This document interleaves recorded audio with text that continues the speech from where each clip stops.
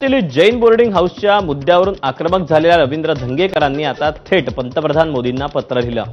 खासदार मुरलीधर मोहोळ यांचा राजीनामा घ्या अशी मागणी धंगेकरांनी मोदींकडे केली आहे। मोहोळ पुण्यातील जैन बोर्डिंग मालमत्तेच्या बेकायदा व्यवहाराचे सूत्रधार असल्याचा आरोपही मोहोळ यांनी केला। या पत्राची एक प्रत मोहोळ यांनी केंद्रीय गृहमंत्री अमित शहा आणि मुख्यमंत्री देवेंद्र फडणवीसांनाही पाठवली। जैन बोर्डिंगच्या हाऊसचा व्यवहार रद्द होईपर्यंत 27 ऑक्टोबरपर्यंत बेमुदत धरणं आंदोलन करणार असल्याची घोषणाही धंगेकरांनी केली।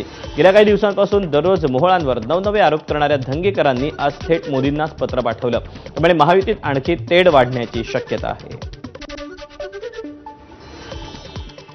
पंतप्रधान मोदींना पत्र देणारे रवींद्र धंगेकर यांच्याशी संवाद साधला आमच्या प्रतिनिधीनं, पाहूया।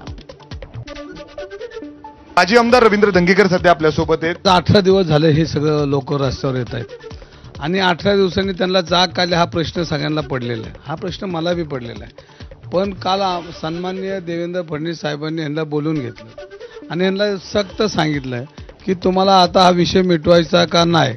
जर तुमचा विषय मिटला नाही तर तुम्हाला मंत्रिपदापासून लांब राहावं लागेल। हा सल्ला त्यांनी त्यांना 100% दिलेला आहे।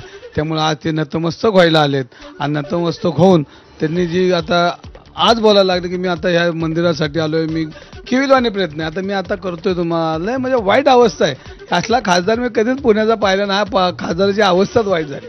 ज्याप्रमाणे गिरीश बापट पुणे शहरामध्ये ज्यावेळेला पक्षावर अंकुश होता, वेळ पडली तर ते छडी घेत होते, त्याच छडीचा वापर काल मला देवेंद्र फडणवीस साहेबांनी केलेला दिसतोय।